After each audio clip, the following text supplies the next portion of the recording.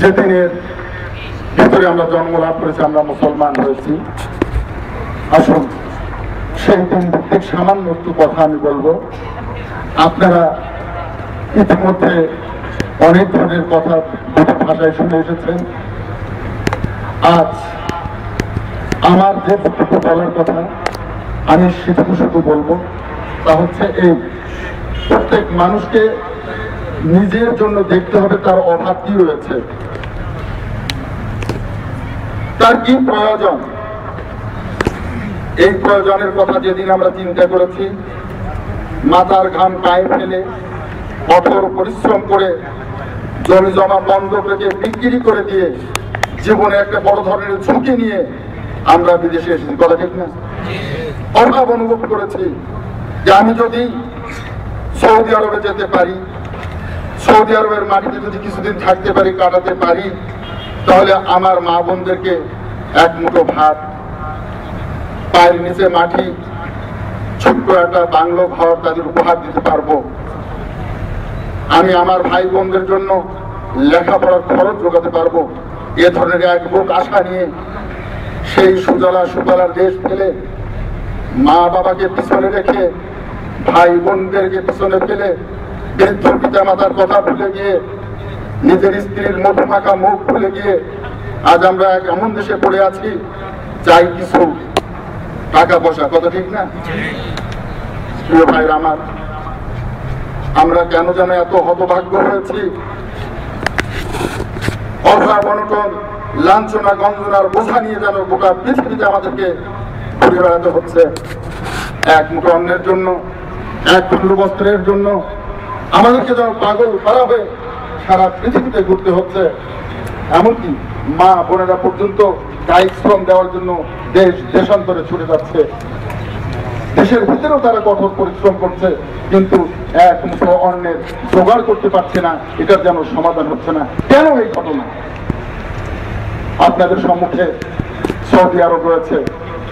Saudi আরবের দিকে তাকান, এরা আমাদের মতো জমি চাষ করে না, আমাদের মতো বাড়িতে বাড়িতে এদের কলা গাছ নাই, আমাদের মতো সিম গাছ এরা গাড়ে না। এভাবে আপনারা লক্ষ্য করবেন, আমরা যেভাবে বাড়িতে ছাগল মুরগি পুষি, সেভাবে এদেশের বাড়ি ঘরে ছাগল মুরগি পুষে না। এরপরেও এরা যেভাবে ডিম আর যেভাবে মুরগির গোস্ত, যেভাবে ফল ফুল খাচ্ছে আপনারা দেখছেন, দেখেন না? আমাদের কপালে জোটে না কেন? আমাদের কপাল থেকে এগুলো কেড়ে নিল কেন? কেন এই অভাব অনটনের কষাঘাতে আমরা জর্জরিত হচ্ছি? আপনারা কি ভেবে দেখেছেন? এটা আমাদের কর্মফল। আল্লাহ বলেছেন, বেমা কাসাব তাইদিন নাস, মানুষ যেটা তার হাত দিয়ে কামাই করেছে তারই ফল আমরা ভোগ করেছি। তাই আসমান থেকে এই অভাব অনটনের চাবুক আমাদেরকে মারা হয়েছে। আমরা যদি দিনের দিকে ফিরে আসি, ইসলামের দিকে ফিরে আসি, আমরা যদি আমাদের দায়িত্ব, ইমানি দায়িত্বের সাথে বুঝে নিয়ে আমল করি, আল্লাহ আমি কসম করে বলতে পারি আমাদের এই অভাব অনটন থাকবে না। মানুষ যখন নিজের প্রতি বেখিয়াল হয়ে যায়, বিভিন্ন ধরনের অখাদ্য কুখাদ্য খায়, তখন তাকে অসুখে ধরে না, ক্ষুধাক্রান্ত হয়ে পড়ে। যখন তার নিয়মের ঘুম ঘুমায় না, নিয়মের সময় গা গোসল করে না, নিয়মের বিশ্রাম করে না, একদিন সে নিস্তেজ হয়ে পড়ে। অনুরূপ একজন মানুষ যদি তার ইমানের বলয়ে ফিরে আসে, তার দিনের ঘরে ফিরে আসে, আমি এটা দিব্যি করে বলতে পারি, কসম করে বলতে পারি, তাদের আর কোনো ধরনের অভাব অনটন থাকবে না।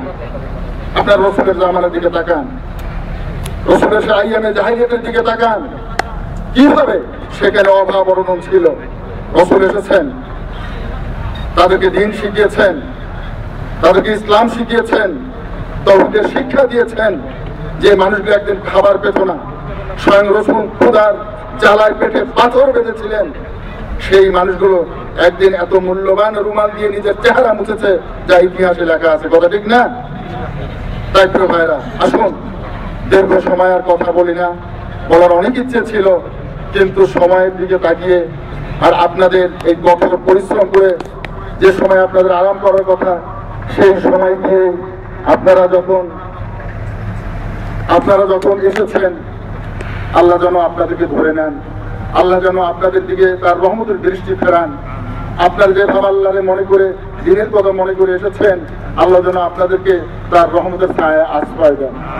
সম্মানিত ভাইরা আমার, তাই দীর্ঘ কথা বলার চাইতে যে সমস্ত কথা আমি আপনাদের কাছে সংক্ষিপ্ত আকারে আর 5-7 মিনিটের ভিতরে শেষ করতে চাই, সেটা হচ্ছে এই, আমি যত জ্বালাময়ী বক্তব্য রাখি না কেন, আমি যত বিপ্লবী কণ্ঠের কথা বলি না কেন, কিন্তু আপনাদের ফিরে তাকাতে হবে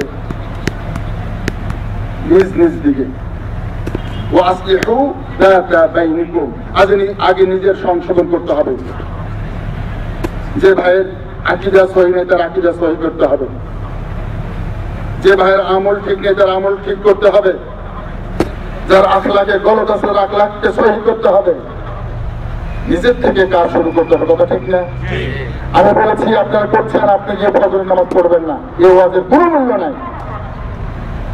তাই করজোড়ে অনুরোধ করছি,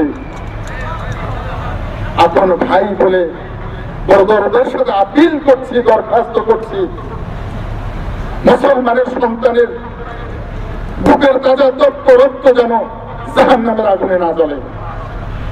খামখেয়ালি করে মূল্যবান জীবনের যে অপচয় করেছি, মূল্যবান জীবনকে যেভাবে ধ্বংস করেছি, যত ব্লু ফিল্ম আর যত খারাপ সিনারি দেখে জীবনে মৌজ করেছি, আমরা যেন ফিরে আসতে পারি দিনের ঘরে, ইসলামের সেই নূরের আলোতে, যেন নূরের আলোতেই আমাদের চেহারা আলোকিত হয়ে ওঠে। দ্বিতীয় যে কথাটি বলতে চাই, প্রিয় ভাইরা আমার, যে দেশের মানুষ আমরা, সে দেশের দিকে তাকায় দেখেন, দিনের অত্যন্ত করুণ দশা শুরু হয়েছে। পর্দা পুরুষদের উপরে নিষেধাজ্ঞা, নারী নীতির নামে কোরআনের আইনকে উৎখাত করা, এছাড়া আরো বিভিন্ন দিকের অবস্থা রয়েছে। সেদিকটাও খেয়াল রাখবেন। আলেম ওলামারা আজ অন্ধকার কারাগারে ধুকে ধুকে দিন যাপন করছে। আল্লাহ যেন সবগুলো দিক থেকে মুসলমানদের একটা সুদিনের, একটা আগামী দিনের ইসলামের সূর্য যেন আমাদের দেশে এবং সারা পৃথিবীতে উদয় হয়, আল্লাহ যেন এই তৌফিক আমাদের দান করেন। আমার যে সমস্ত মুসলমান দেশ আজকে বিভিন্ন ভাবে পাইলটবিহীন বিমানের বোমে শেষ হয়ে গেছে, ইহুদি নাসারাদের বুটের জুতায় আমাদের দেশের পবিত্র মাটিগুলো যখন তছনছ হয়ে গেছে, সেই সমস্ত দেশের জন্য আমাদের দোয়া করতে হবে না? আমি জানি না আমাদের কজন ভাই বাইপুর আসার জন্য দোয়া করে, কজন ফিলিস্তিনের জন্য দোয়া করে, কজন কাশ্মীরের জন্য দোয়া করে, কজন সিরিয়া আর মিশরের জন্য দোয়া করে, কোন সেই আফ্রিকার জন্য কে দোয়া করে আমি জানি না। আপিল করবো আপনাদের কাছে, আমাদের কাছে কোনো হাতিয়ার নেই, আছে কিন্তু হাতিয়ার আছে দোয়া। আমাদের হাতিয়ারের নাম কি? দোয়া। আপনি সেজদায় পড়ে কাঁদেন, আল্লাহ আপনাদের একজনের দোয়া যদি কবুল হয়, তাহলে পড়া শক্তিগুলো এমনি পরাভূত হয়ে যাবে, তাদেরকে আকাশ থেকে কোনো বোমাই মারতে হবে না ইনশাআল্লাহ।